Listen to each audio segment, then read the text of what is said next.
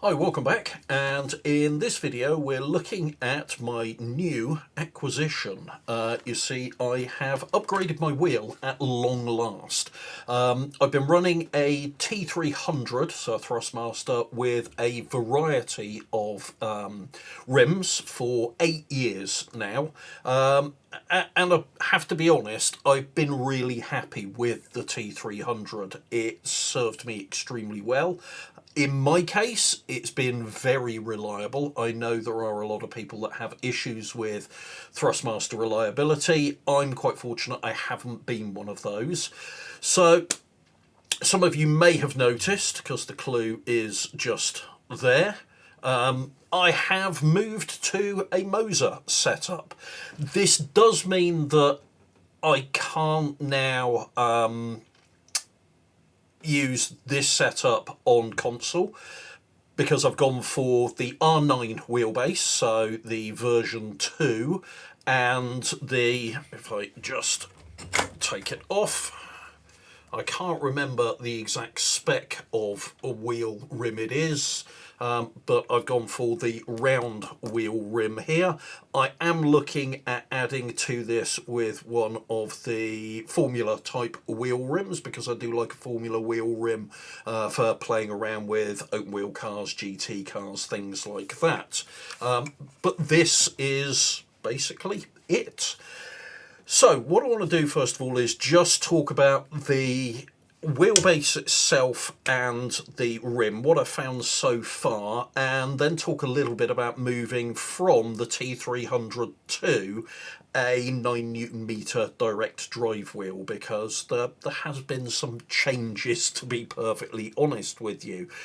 So first off, the actual R9, I've got to be honest, it's far smaller than I ever thought it would be. It really has surprised me. I knew it was going to be smaller than the T300 wheelbase, because the T300 is a belt-driven base and also has active cooling in it, so it's got a fan in there, and that fan's got to have a motor driving it, etc, etc.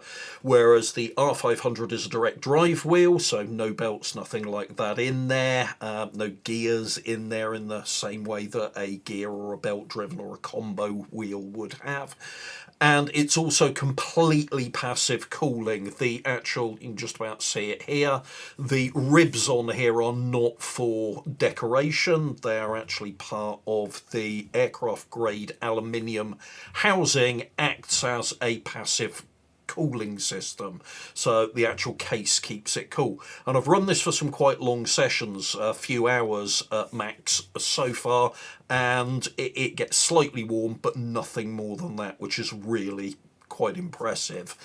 The other great thing, apart from the absolutely tiny size of it, is of course moving from, let's say, a T300, I think is around about 3.9 Newton meters of torque at peak. This, the R9, the 9 gives it away, is a 9 Newton meters of torque at peak. That's quite a big jump. It's over twice the torque output. Also, we have the quick release system here. And I have to say, I've been really impressed with that. Even with just one wheel, taking it out and plugging it in, it's incredibly positive. It's all metal. It's got, that I can see, no play in it whatsoever. And it's very quick and easy to take the wheels on and off. So quite literally, you just reach behind, pull this piece back, and the wheel just comes straight off, which is absolutely great. First time playing around with split shifters as well, so we have shifters just here, and then 2 axes controls that can be used for clutches just here. Apologies, I've got a bit of a cold at the moment, I'm just getting over. But for people with disabilities, these could also be used as a throttle and a brake. You can map them to whatever you want. Front end, you've got 2 rotary encoders, 2 joysticks, which are actually D-pads, and then a number of buttons around the side. It's a 30 centimetre wheel, so it's a really good size fake leather, I think, wrapped around it, with the centre indicator up the top here. But it's a really nicely put together wheel. It's got a reasonable bit of heft to it, although I suspect a decent amount of that is coming from the quick release. And you just pop the quick release on. So you've got contacts here and here that just marry up. You pop that on and bang, it locks into place, as you can see there. Number of the buttons are illuminated, and you've also got, you can't see it from here, but there is a LEDs for your rev indicator or whatever you want. And that is one of the great things about the Moza system, is the pit house software that you can control either on your PC or on your phone is absolutely excellent. It really is. So you can put a lot of fine-tuning into that. I'm not going to cover that in this video. There's a lot of videos that already cover that. I'm also not going to talk too much about the settings that I've used on here. There's a YouTuber by the name of Random Call Sign who's put together an excellent video on the settings and what you can do within them, and I'll be honest, I use a fair bit of what he's put through to get me started on that, so I will try and link to his video down below, or somewhere. I may even link up here so you can go and have a look at that if you need. But what I'm going to do now is drop into Assetto Corsa and just talk about the experience of moving from a T300 to the R9. Okay, so I'm just at Brands Hatch here in Assetto Corsa, but I do, just before I pull out and drive around and start talking to you about this, want to clarify that I have tried this in pretty much all of the titles that I've got. So Assetto Corsa Competizione, AMS2, EAWRC, Race Room, Le Mans Ultimate, and a few others. Not really had any issues getting the wheels set up at all, and good quality of life in terms of getting it used. The only one that was a bit weird was to get it to map and register in Automobilista 2, I had to set the maximum rotation to 540 degrees or lower. It wouldn't recognise it at anything higher than that. Once I set it to 540, it recognised it, it mapped it, I could set it to whatever I want, and it was absolutely fine from that point on. It was just the initial setup. So that was the only one that I had a slight bit of issue with. But that said, let's go out for a drive and I'll talk about basically the key differences I found moving from, as I say, a T300 to the Moza R9 V2. Now, one of the things I do want to stress is I don't have an issue still with the T300. It is still, in my view, a solid wheel that is good value for money, or rather, it did represent good value for money when I picked mine up 8 years ago.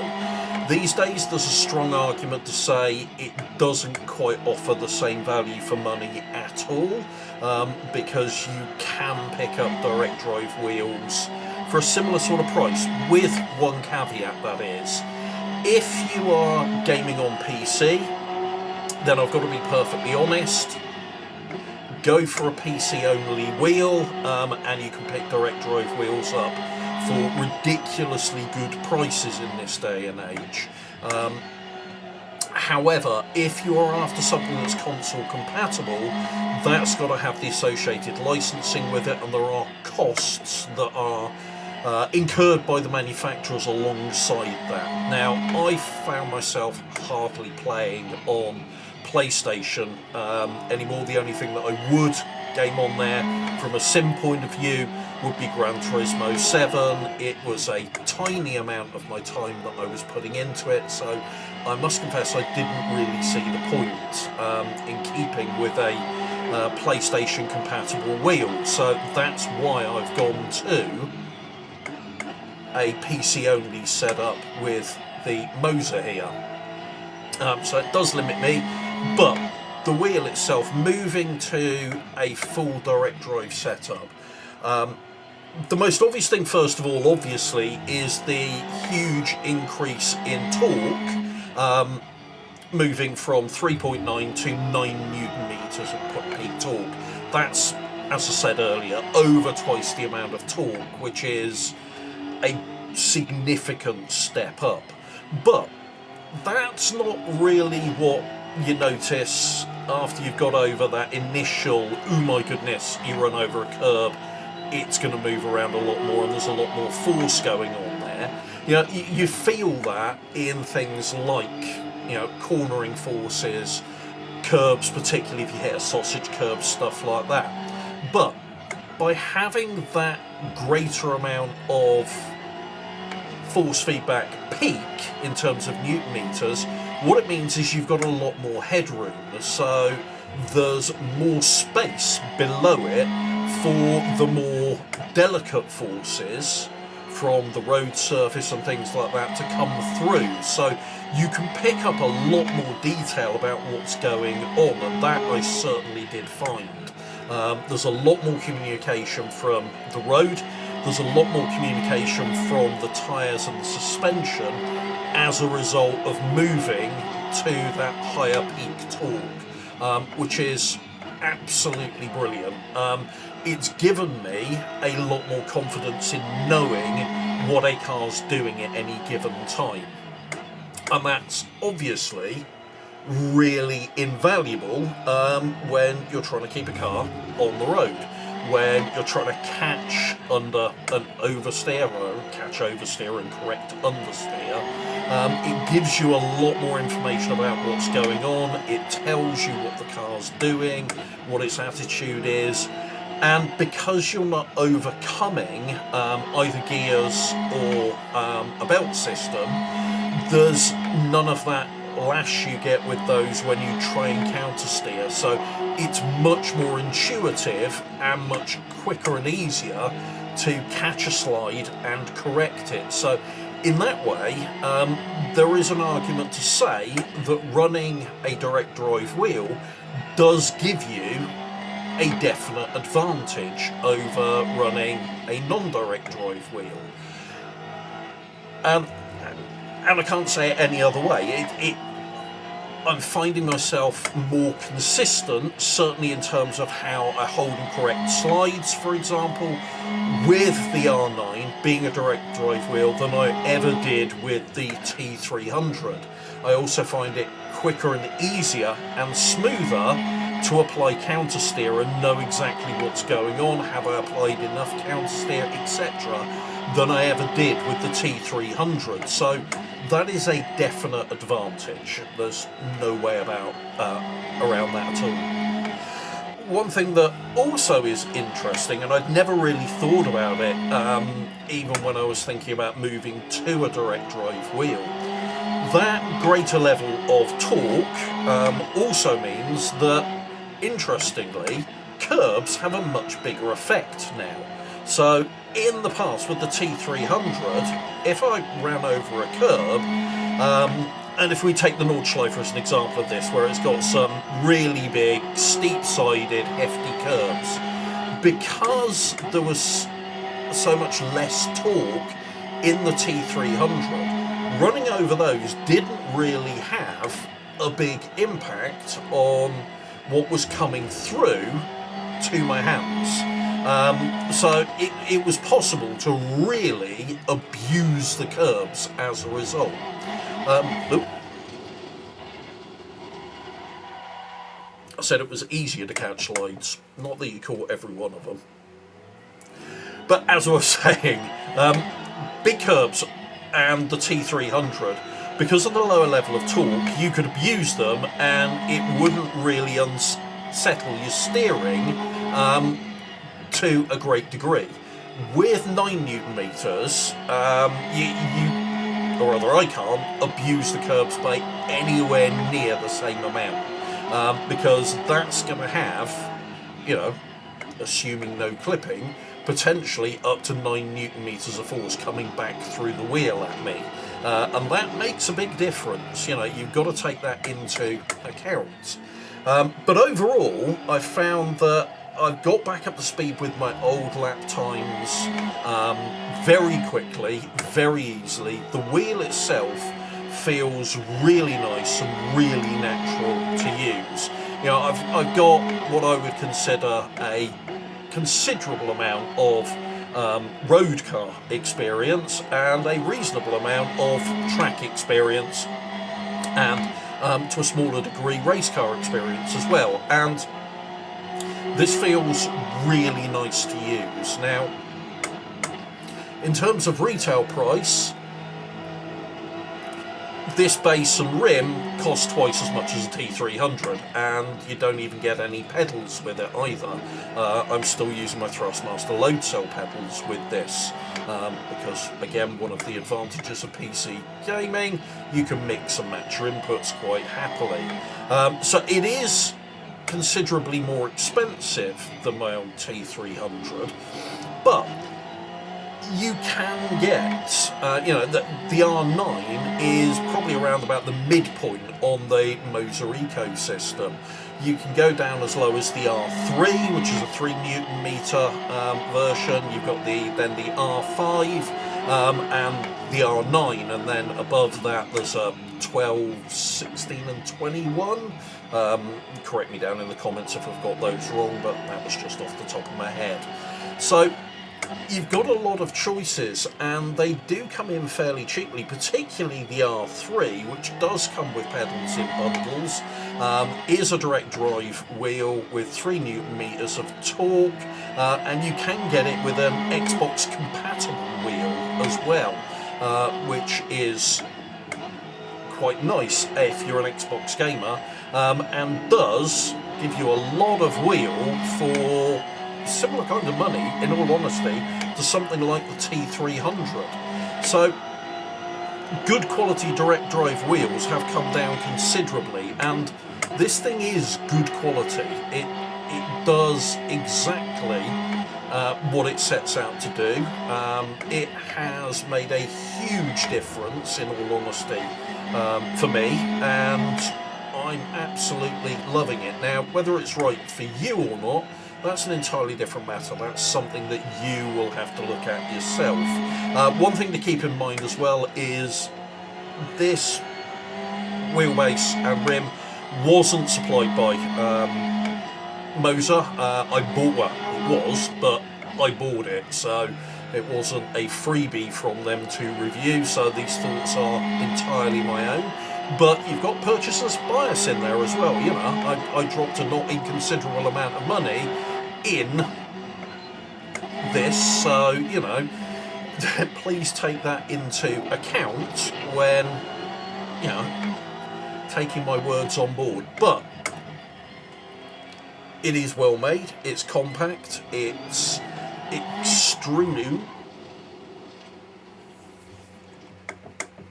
extremely nicely put together. The quick release adapter in particular, I'm really impressed with, in terms of just how well it's all constructed. But the force feedback I get from it, the level of granularity from the road and what's going on, is really noticeable, and it's just really nice to use. It tells me a lot more, it gives me a lot more immersion, and I think at the end of the day that's what we look for, is that immersion factor. Will it make you quicker? I don't know, your mileage may vary, but you know, it definitely hasn't made me slower, but it has made me more aware of what's going on, and as a result when I'm not trying to talk at the same time, considerably more consistent with it, and I think that's a big advantage that, you know, shouldn't be underplayed. So yeah, my thoughts on it, it's a thumbs up from me. I'm glad I've invested in it. I am, as I say, going to look in the near future to pick up a Formula rim, and we'll see how that goes. The KS rim, I believe, is the one that I'll probably be looking at. I think it's around about £250, which is very reasonable for a wheel of this type. So, and then I'll probably have to start looking at pedals as well. But I might move away from Moza on those. I'll have to have a look. But yeah, that's my thoughts on the Moza R9 wheelbase. It's, I personally think, extremely good value for money if you're a PC gamer and looking for a direct drive wheelbase. I think it offers a really nice sweet spot of peak torque output for the price in a very compact package that's extremely nice to use. So yeah, if you found this video useful, please do hit the like button, and if you want to see more content like this, please do subscribe to the channel and hit the bell icon to be notified when new videos get uploaded. Thanks very much for watching, everyone. Take care. Bye.